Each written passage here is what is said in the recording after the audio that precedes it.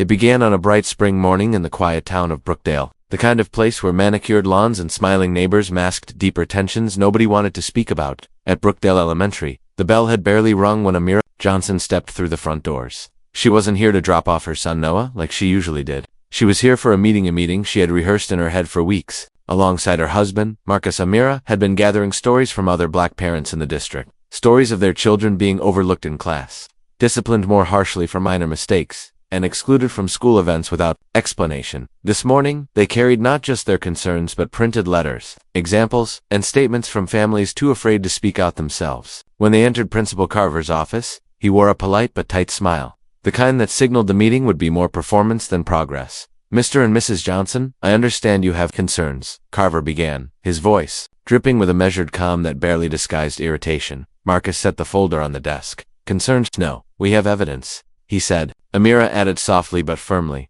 "This isn't about one bad day, or one teacher, it's a pattern." As Marcus detailed the incidents, how Noah's science project was mysteriously lost before judging day, how another student was called disruptive for asking questions, how a black girl was suspended for braiding her hair during recess. Carver's face stiffened. Instead of leaning in to listen, he leaned back, crossing his arms like a judge ready to dismiss a case. "I have to say," Carver finally spoke, "these accusations could be very damaging to the school's reputation. Are you sure you want to go down this road?" The temperature in the room seemed to drop. Amira, holding back the tremor in her voice, replied, "What's damaging is pretending it isn't happening." But Carver wasn't hearing them.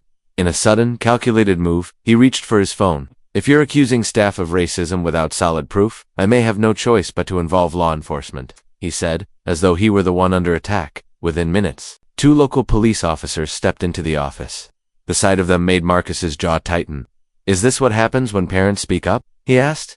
Amira's heart pounded, but she kept her eyes steady on the principal. Carver tried to appear justified. "These are disruptive visitors." Refusing to leave, he told the officers, but before the situation could escalate, Officer Patel, the senior of the two, asked for the folder Marcus had brought. He scanned a few pages, then looked at Carver. "This looks like a legitimate complaint. Why are we here?" Carver's voice faltered. "Well, I thought," Patel cut him off. "Sir, calling us for a parent meeting is not a good use of police resources, and from what I'm reading, they have a right to be heard." The room shifted. Suddenly, the authority Carver thought he held crumbled under the weight of accountability. Word of the incident spread faster than anyone expected. By the end of the week, a school board meeting was packed. All parents, teachers, and even former students took the mic, some trembling, some angry, but all with stories that echoed the Johnsons' experiences.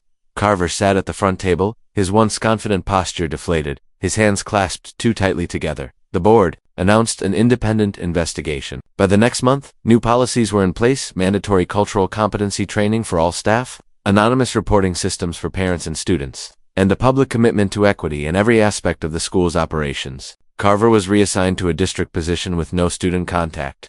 For Amira and Marcus, the victory wasn't about watching a principal lose his position, it was about seeing a wall of silence break. Their son Noah walked into school, with his head a little higher, knowing his parents had fought for more than just him, and in Brookdale, the message was clear: attempts to silence truth only make it echo louder.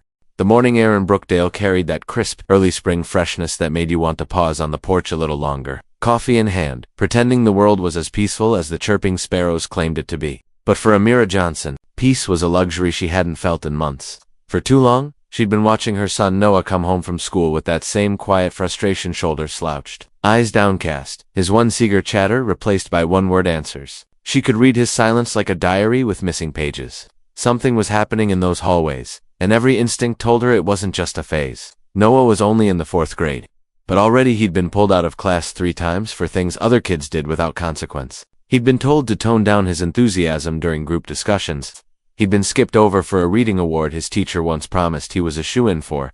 The straw that broke Amira's patience came 2 weeks ago, when Noah's science project, a volcano model he'd worked on for weeks, mysteriously went missing from the judging table. It wasn't until a friend's parent sent her a blurry phone picture that she saw it tucked away in a corner, out of sight from the judges. The name tag folded so the letters couldn't be read. Amira wasn't the only one noticing patterns. At basketball practice, another mother whispered to her about her own son being sent to the principal's office for talking back, after he asked why only certain kids got picked for the school safety patrol. Then there was the story of young Maya, who got suspended for braiding her hair during recess, something her white friends did without so much as a warning. These weren't isolated incidents. They were threads in a bigger, uglier tapestry.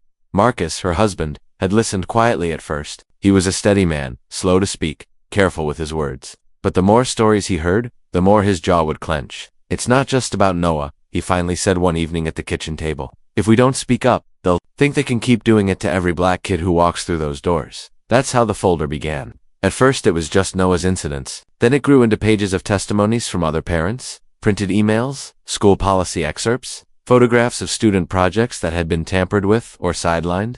The folder became thick enough to slap down on a desk with weight, just in paper, but in truth. On the morning of their meeting, Amira dressed with intention. She chose a light blue blouse, pressed and neat, the kind that said she wasn't here to cause a sign, she was here to be heard. Marcus wore a charcoal suit and polished shoes. Presentation mattered, especially in places where people were eager to misinterpret passion as aggression. Brookdale Elementary was buzzing when they walked in. Parents were still dropping off kids, the smell of pencil shavings and floor cleaner lingering in the hall. Principal Carver's office sat at the end of a narrow hallway, its frosted glass door bearing gold block letters. Inside, the walls were lined with framed certificates and smiling group photos of students. Carver rose when they entered, offering a handshake that was firm but not warm. He was a tall man with thinning sandy hair and a habit of blinking too much when he felt cornered. "Mr. and Mrs. Johnson," he said, motioning to the two chairs in front of his desk. "Let's see what we can do to address your concerns." They sat. Marcus placed the folder on the desk and opened it slowly, like a lawyer unveiling evidence before a jury.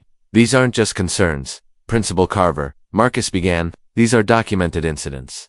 Patterns." Amir's voice was calm but carried an undercurrent of steel. "We've spoken to other parents. This isn't about one bad teacher or a misunderstanding. This is systemic." As Marcus walked him through each page, Carver's polite expression began to stiffen. He glanced at the clock twice, crossed his arms, and let out a slow, almost imperceptible sigh. Finally, he leaned back in his chair. "You understand that accusations like these are very serious," he said. "They could damage the school's reputation?" Amira met his gaze without flinching. "What's damaging," she replied, "is ignoring them."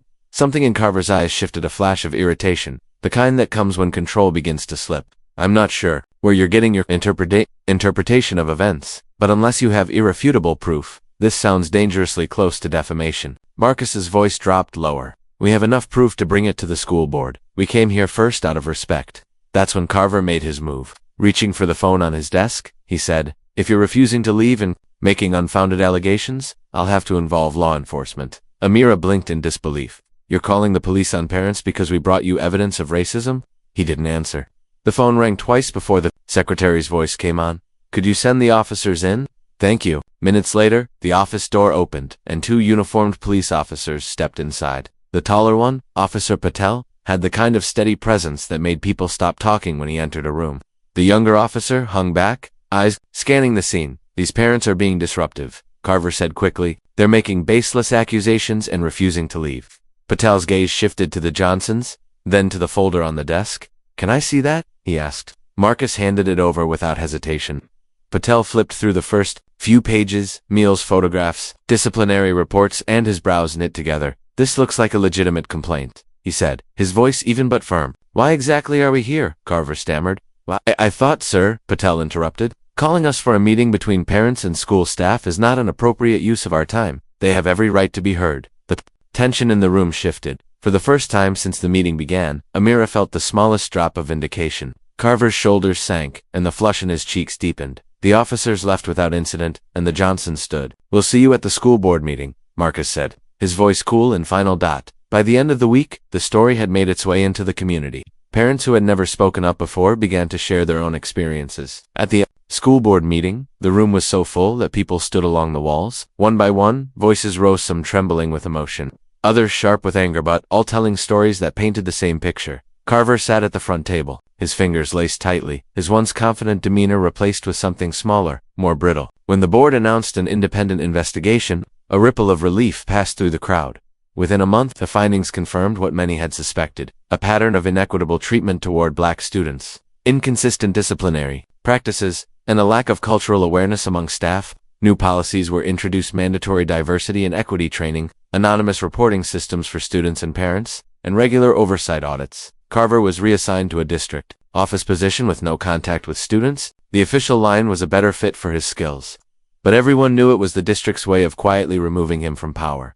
For Amira and Marcus, a victory, wasn't about personal revenge. It was about opening the door for change, about ensuring that Noah and every child who came after him could walk into school without feeling invisible or targeted. Noah noticed the difference. He came home one afternoon with a grin and a certificate for outstanding science inquiry, proudly holding it above his head like a trophy. Amira hung it on the fridge, but in her heart, the real victory was knowing he had a chance to learn, in an environment that saw him for his potential, not his skin color. And in Brookdale, one truth became impossible to ignore. Attempts to silence the truth only make it echo louder, longer, and farther than anyone ever intended.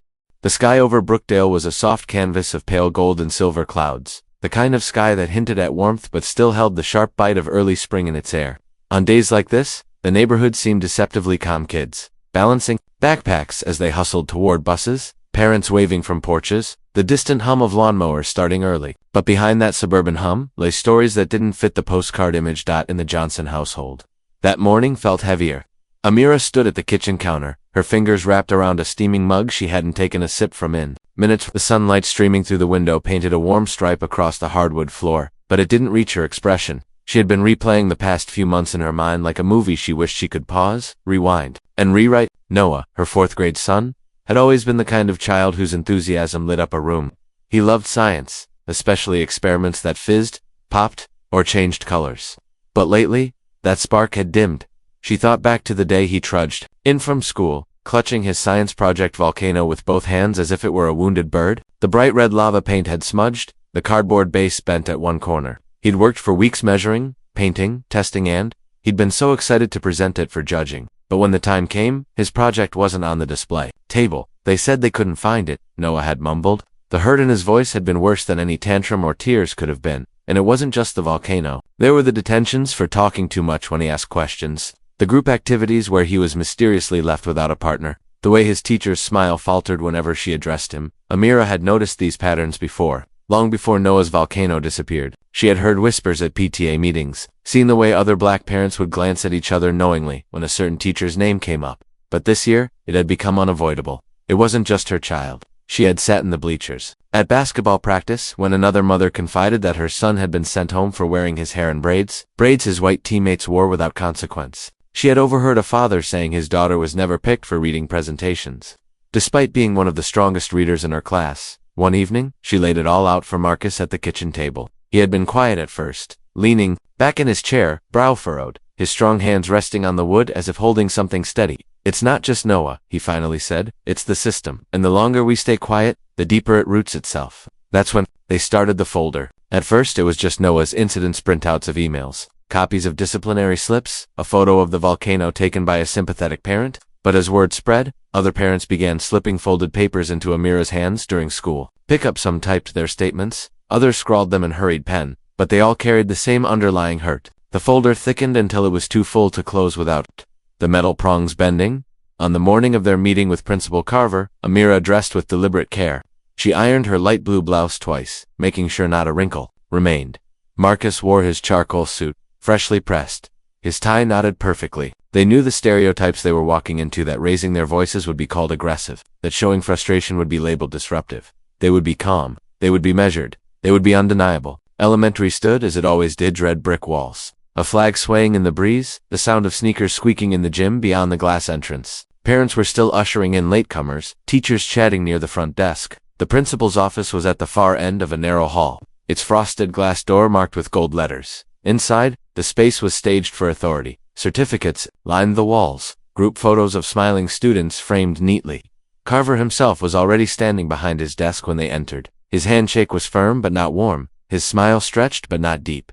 "Mr. and Mrs. Johnson," he began, "let's see what we can do to address your concerns." Marcus set the folder on the desk. "We appreciate you making time for us," he said evenly. "But these aren't just concerns. They're documented incidents." Amira's voice was soft but clear. "We've spoken to other families. This is a pattern, not an accident." Carver began flipping through the papers, his eyes darting quickly, not lingering long enough to fully absorb anything. With each page, his posture grew stiffer. Finally, he set them down and leaned back. "Understand," he said slowly, "that accusations like these can be very damaging to our school's reputation." Amira didn't blink. "What's damaging is ignoring them." There was a pause, a long quiet moment where the air in the room seemed to contract. Then Carver reached for his phone. "If you're refusing to leave and making unfounded allegations," he said, "I'll have to involve law enforcement." Amira stared at him, disbelief tightening in her chest. You're calling the police on parents because we brought you evidence. He didn't answer. The phone call was short. Could you send the officers in? Thank you. 2 minutes later, the door opened, and 2 uniformed police officers entered. One was young, standing slightly behind, eyes moving between the faces in the room. The other, Officer Patel, had the quiet authority of someone who didn't need to raise his voice to be heard. These parents are being disruptive, Carver said quickly, and they're making baseless accusations. Patel's gaze settled on Marcus, then Amira, then the folder. May I? He asked. Marcus handed it over without hesitation. Patel began reading. His expression shifted almost immediately, subtle, but noticeable. He looked up at Carver. This is a detailed complaint. Why are we here? Carver faltered. Well, I thought, sir, Patel interrupted. This is not an appropriate use of police resources. They have the right to be heard. In that moment, the balance in the room shifted. Carver's confidence cracked, his shoulders sinking as Patel handed the folder back. The officers left without incident, and Marcus stood. We'll see you at the school board meeting, he said, his voice steady but carrying a weight that made it feel like more than a statement. It was a promise. By the end of the week, the story had spread. Parents began speaking out, some shaking with nerves, others fueled by long-held anger. At the school board meeting, the room overflowed, people standing shoulder to shoulder, lining the walls, holding signs that read equal education for all and listen to our voices. One by one, they told their stories. A grandmother spoke about her grandson being sent home for wearing a hoodie in winter. A father described his daughter being marked absent when she arrived late from a doctor's appointment, even though other kids were excused for the same. Carver sat at the front, his hands clasped so tightly his knuckles whitened. The board announced an independent investigation. The results confirmed what parents had been saying for years, a pattern of inequitable treatment toward black students, inconsistent disciplinary measures, and a glaring lack of cultural competency. Within weeks, the district implemented new policies, mandatory equity training, anonymous reporting systems, regular oversight. Carver was quietly reassigned to a district office position with no student contact. For Amira and Marcus, the win wasn't about seeing Carver go. It was about seeing Noah walk into school without that weight on his shoulders. It was about knowing that next time a child spoke up, someone would listen. And in Brookdale, the echo of that meeting in the principal's office lingered, proof that truth, once spoken, can't be silenced.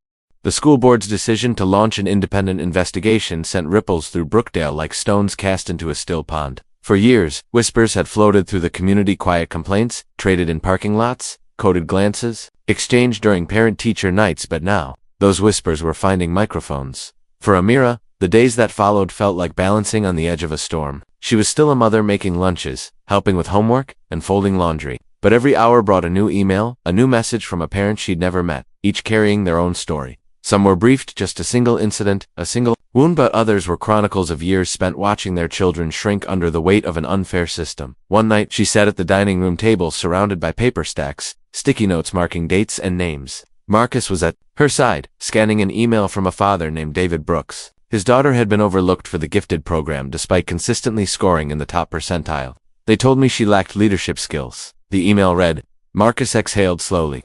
Leadership skills, he repeated, as if the phrase itself tasted bitter. Meanwhile, Carver's absence from daily school life was conspicuous. He was on leave pending the investigation, replaced by an interim principal, Mrs. Callahan, a woman with a brisk walk and a habit of introducing herself to every student she met. Her presence was like a patch on a tear. It held for now, but the damage beneath was still visible. The local newspaper picked up the story, running it under the headline, Parents Accuse Brookdale Elementary of Racial Bias, School Board Investigates. A photo accompanied it, Amira and Marcus at the school board meeting, speaking into microphones. The determination on their faces clear, even in grainy black and white print. From there, it spread to a regional news station. A reporter named Elise Tran came to their home one Saturday afternoon. She was careful, asking permission before setting up her camera, letting Amira set the pace. Why go public? Elise asked gently. Amira took a breath. Because if we keep this inside the school walls, nothing changes.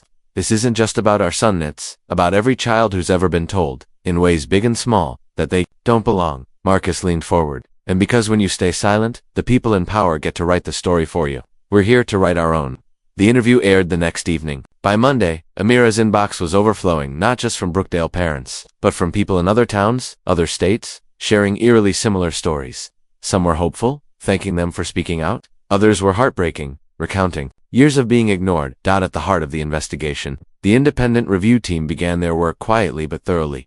They interviewed parents, staff, and even former students. They combed through disciplinary records, achievement data, and policy manuals. Their questions were direct. Why were black students disciplined at nearly twice the rate of their peers? Why did advanced placement lists show such glaring racial imbalance? Weeks passed. The school seemed to hold its breath. Teachers grew cautious, over-explaining decisions. Students whispered about the investigation like it was a mysterious ghost haunting the halls. Noah, for his part, seemed lighter. He joined the science club again, this time presenting a new project, a solar-powered model car. I want to prove I can make something that works without anyone saying it's too much, he told Amira with a grin. When the board meeting finally came to present the investigation's findings, the turnout was even larger than before. The meeting room overflowed into the hallway, with people holding signs, "Justice for Brookdale students. Accountability now. Our kids deserve better." The lead investigator, a woman named Dr. Helena Morris, stood at the podium with a thick binder. Her voice was calm, deliberate. She laid out the statistics: disciplinary disparities, underrepresentation in advanced programs, lack of cultural competency training. She recounted testimonies from students who felt targeted, ignored, or singled out because of their race. The conclusion of this review, she said finally, is that Brookdale Elementary has engaged in patterns of inequitable treatment toward black students, both in disciplinary actions and academic opportunities. These patterns are systemic, and they require immediate corrective measures. A murmur swept through the crowd: relief for some, vindication for others. Amira felt Marcus's hand tighten over hers. The board outlined their action plan: mandatory equity and cultural competency training for all staff, anonymous reporting systems for students and parents, quarterly oversight audits by an independent equity officer, immediate review of all disciplinary records from the past 3 years. Carver, sitting stiffly at the front, stared at the table in front of him. When the meeting adjourned, he slipped out a side door, avoiding cameras and questions. 2 weeks later, the district announced his reassignment to an administrative role with no student contact. The change didn't happen overnight, but small shifts began to show. Teachers sought out training beyond the mandatory sessions. Parents began attending school board meetings in greater numbers, even when the agenda seemed routine. For Noah, the difference was tangible. He raised his hand in class without hesitation, joined the debate team, and started tutoring younger students in math. One afternoon, he brought home a certificate for excellence in innovation. His smile stretching from ear to ear, Amira hung it on the fridge beside the old photo of his volcano, the one that never got judged. The sight of them side by side felt like a quiet victory. And in Brookdale, the echo of what had started in a principal's office continued to reverberate, not as a whisper, but as a steady, unshakable truth. When you try to silence the truth, it will only grow louder. The boardroom was packed, every chair taken, every wall lined with people standing shoulder to shoulder, the air charged with a quiet but unshakable resolve. The polished table at the front, usually reserved for formalities, felt more like a witness stand under trial. At the far end sat Principal Harding, his face pale, fingers laced tightly as if holding himself together. Across from him, Diane and Marcus sat side by side, Marcus's hand resting on hers, both steady, both unflinching. Weeks earlier, their voices had been dismissed as troublemaking. Their complaint about their daughter's repeated exposure to racist remarks brushed aside like an inconvenience. The principal's decision to involve the police, that day turning a family's plea for justice into a scene of intimidation, had seemed to him, in that moment, a way to silence dissent. But today, there was no silencing anyone. One by one, parents, teachers, and even students stepped forward to speak. Stories spilled out, some whispered in years past, now spoken aloud for the first time, about favoritism, overlooked bullying, and the quiet fear of being labeled a problem for demanding fairness. With each testimony, Harding's shoulders sank further. Diane's turn came last. She didn't shout, didn't tremble, she stood tall, her voice low but cutting, the kind of tone that leaves no room for argument. She described the day their daughter came home in tears, too afraid to return to school, and how, instead of protecting her, the man entrusted with every child's safety had called officers to the school gates. "You wanted to make an example of us," she said, her gaze locking on him, "but the example you've made is for every other parent of exactly what we won't tolerate anymore." A murmur rippled through the room, not of outrage now, but of agreement. The board chair cleared her throat, glancing toward Harding. "Effective immediately. You are relieved of your duties." The words seemed to hang in the air before the applause erupted, firm, united, undeniable. Harding stood slowly, his eyes darting toward the exit, but his path out was lined with the very people whose voices he had tried to erase. Diane felt Marcus's fingers squeeze hers. She didn't smile. This wasn't victory, just the first step. Outside, reporters, microphones, and cameras waited. Marcus spoke first to the crowd, his voice steady. "This isn't just about us, it's about every family who's been told to sit down and be quiet. We're not sitting down anymore." As they walked down the steps, the winter air hit their faces, crisp and sharp, carrying with it the sound of a community that had found its voice again. And for the first time in weeks, their daughter, standing between them, smiled as if the weight on her small shoulders had finally been lifted.